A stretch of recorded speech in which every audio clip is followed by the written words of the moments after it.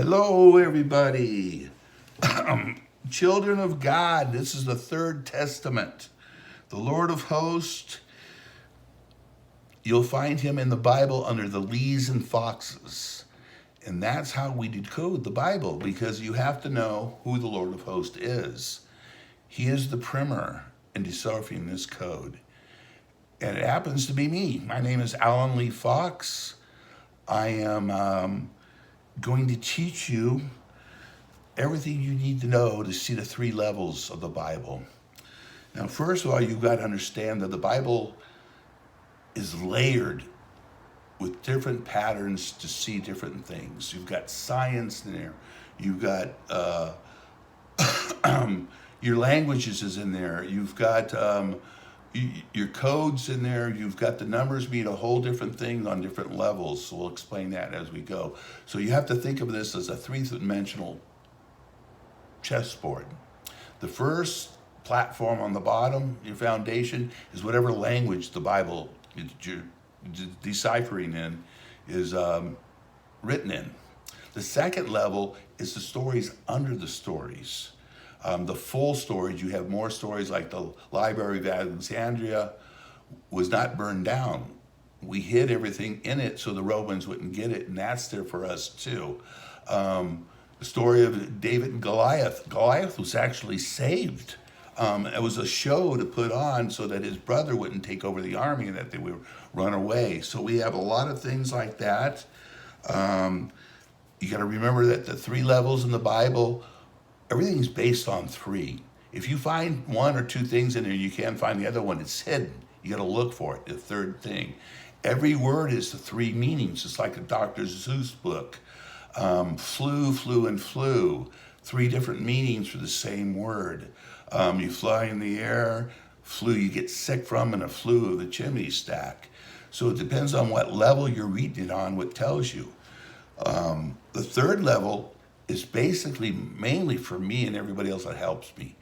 It tells us when to do things, when to open a sanctuary, which has everything we need in it to prove all this, all the history. It has the Library of Alexandria we were talking about, all those scrolls are there. Mainly the treasure that's in it is Solomon's treasure. That's where it went. We have a lot more treasures there. We have history. We have science there. We have the breastplate, the helmet, and the shoulder pads that they talked to God with through Aaron. We have the brazen seed, which is a transporter. We have the Ark of the Covenant, which is actually a weapon. Besides that science, we have DNA samples there from the 7 stars. 5 of the 7 stars are there in the sanctuary waiting for us, which be Mary, the mother, Joseph, the father. Mary will prove to be part of the family, but Joseph won't. That shows that Jesus is immaculate. Mary Magdalene, his wife. Beth, their daughter, which talks about in the Bible. They never really name her out, and it's kind of hidden. But they also, when she left, Beth and Mary Magdalene left Jesus after he was crucified. They went to Germany, then to England. And in Germany, she had their son, Jezreel. So that's another hidden line we're going to get into. There's a lot of false information out there you don't know about, a lot of hidden information, kept secrets. A lot of secrets are kept by the government are not telling you about life on this planet. There's so much life on this planet. That was the whole point, is putting more DNA in our system, because we've been killing each other off for 300 million years we've been here. This is unbelievable how long we've been here. But only 12,000 years ago is when God put his DNA in, and that's the starting point that he said from the beginning of his DNA put on here with Adam. But before then, we have so many civilizations like Zold, Zoph, Olam, Karmish, Quran, Gab, Mogab, Midian and Kor were first germ warfare. Mao and Atlantis actually exist, and they were the first electron bomb. They went right past nuclear bombs or atom bombs and went to electron bombs. We've been killing each other off for so long. This is our last chance that God had to add his DNA to. Before that, we had blacks added. We've had, there's so much DNA on this planet, it's unbelievable. From other species too, that are still here. Aliens been with us a whole lot of time.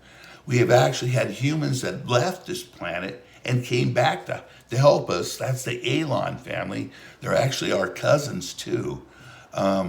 These people who destroyed each other like Atlantis and Mao, that was cousin against cousin. That was Shem's descendants from Noah, Atlantis and Babylon on that side. And Mao was Ham's descendants, the brothers together. So, 4,000 years later, they're killing each other off. They didn't even know who they were. That's our pattern. We got to stop this pattern. We got to show it. And that's what I'm here to help do. God started Adam 12,000 years ago. It's going to be 14,000 before Jesus comes here.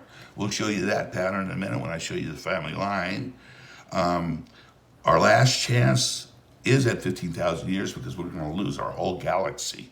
Everything ends and begins in life. And you'll see galaxies that have only a ring around them because they've blown up in the center. Ours is going to be one of the ones with a moon on one end because our explosion is going to happen from one side of the galaxy, which is really close to us. We'll go through all that. In the cities before us, the civilizations, why they died over and over, why we keep repeating ourselves. You have a lot of lost information.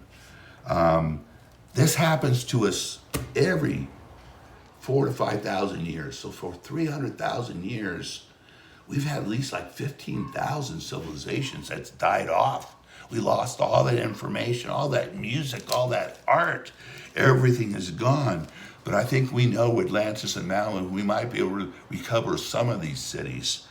But what happens is these societies, when they get built up, they're strong in the beginning and then they lose it over time. They become overcrowded like we are doing now. We're getting really weird people doing weird actions out there that are just plain crazy, but that's normal. When our lost societies go, we usually have a communication breakdown. We break each other's into groups, so many groups, Republicans, Democrats, this religion, this group, that group, this club, that club. The more we break up, the more we separate each other. We got to stop this. The powers that be do that on purpose because we can't unite when we do that. If we unite as one people, then we can get what we want done. And when time goes by, that happens. We lose our communication. We overcompensate all the time. We're wasteful with materials and stuff. We never used to be that way. We used to be very cautious about what we use. Our desires get more and more. We want more things, and when less is more, we should be holding on to that idea instead of desiring more money, more power. We get into frivolous spending. The government does it all the time. We do it all the time. We create garbage messes and waste. Our public representatives are stealing, we're forming negative groups and gangs. We're splitting people into categories. Patriotism is forgotten. Virtue for the sake of virtue is forgotten. The good work with ethics and pride have gone way down. We used to produce great things for cheapness. Now you can't even get a burger for $7. Crazy. I'm telling you guys, we've got to stop these people from doing this. We got to get more people with hands-on, less machines. We got to purify the water, clean the air up, experience a full childhood. That's important. You take your childhood away and work them too soon, you're not building character.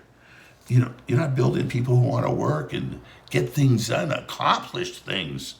They just want to play on their phone and have somebody else do it and have the government pay for it.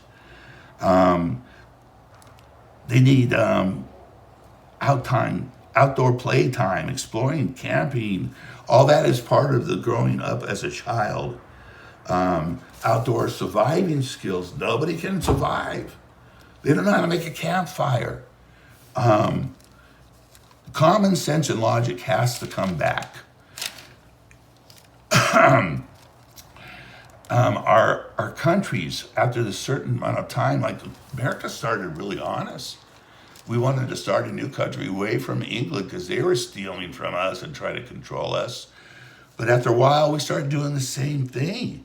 And now our countries are collapsing. Our economy is collapsing. USA steals.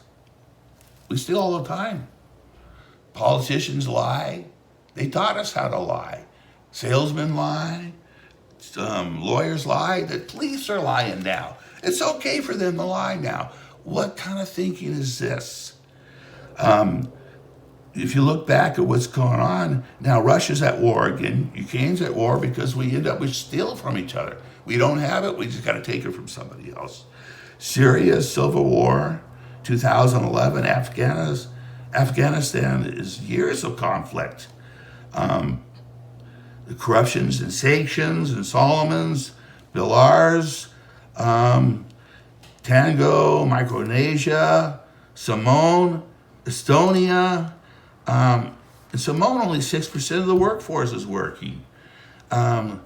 Widespread corruption in Russia, USA, Egypt, India, China, Mexico, Colombia, Venezuela, Cuba, Buenos Aires, Somalia, Libya, Italy, Uganda, South Africa, Namibia, Syria, Lebanon, Israel, England, Iran, Cyprus. We're stealing from each other. We're setting up these big scam centers, and they're paying off our governments. They're paying off people so they can do it. You know, I've got a formula. 25, 50, 25. 25% of the people do the work. They're creative about it. They make progress. They're moving on with science, social services, and social material things. Everything grows in even amounts.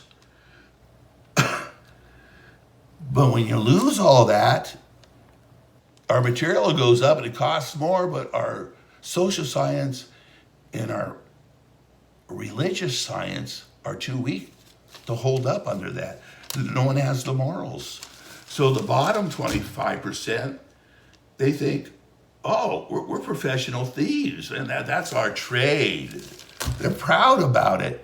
But that's the balance of life. 20% at the bottom, 25% at the top. I don't worry about them. Balance of life is always there.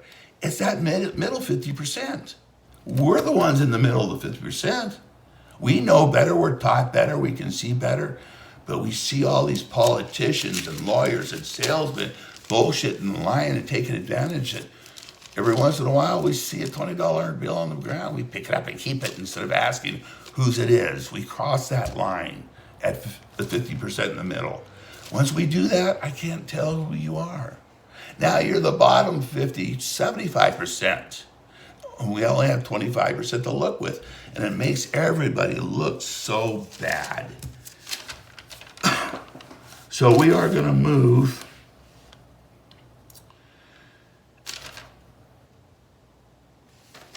to the Bible's foundations and teachings.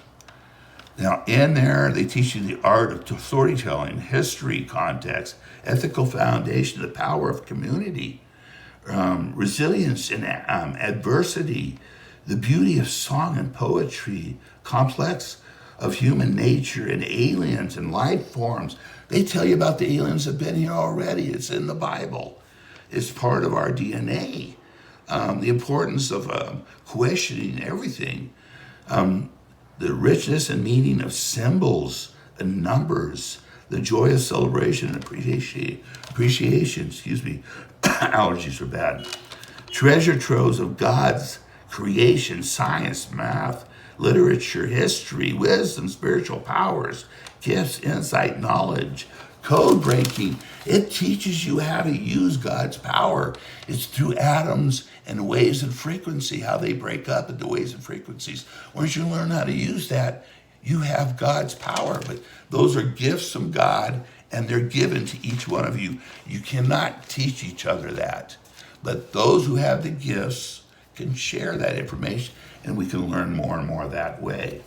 Now, another thing in the Bible is the translations. Once you translate from one Bible to another Bible, you lose some of the patterns. Like in the Torah, the big pattern is Torah itself. The first word, the last letter is a T.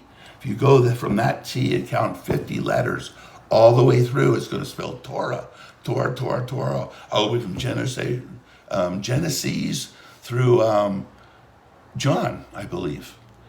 And that you need a computer for way back then. So that starts to show you the patterns. But there's even more patterns in the King James.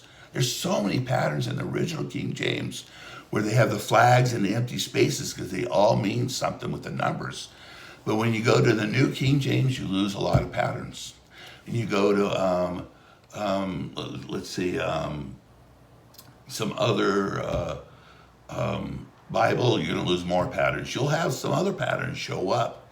Like in the New King James, it brings up the name of who's going to continue the line down, which it never mentions in the Old King James. So what you got to realize is the translation problems. Like I say, love and understanding in the Torah was under one word. It was under Naquish, N-Q-A-S-H. There's no U in there after the Q in their language. But Naquish means love and understanding. They have 14 words for love and 18 words for understanding. And that's the only word that's in both. And that's the word God chose in the Torah to use. Every other thing in the Torah, he chose all the different words to show how vast the language was. But when it came to love and understanding, he only chose that one word because you need both for love and understanding. It's a symbiotic word. The one needs the other. You can't exist without the other. And there's more symbiotic words like faith in God, and freedom and hope, love and understanding, space and time. We'll get into that because you can control those too. Peace and harmony, passion and dedication. These are all symbiotic words that we're going to have to get to know and figure out the translation problems when we get to that. But for right now, let's go right to the family line. I'm going to show you how the family line went, that the hidden parts are. Some of them aren't filled in yet from my side of the family, which I have to backtrace. But it'll show you some other patterns and threes that we have to be looking for. So I'll get back to you in just a few seconds.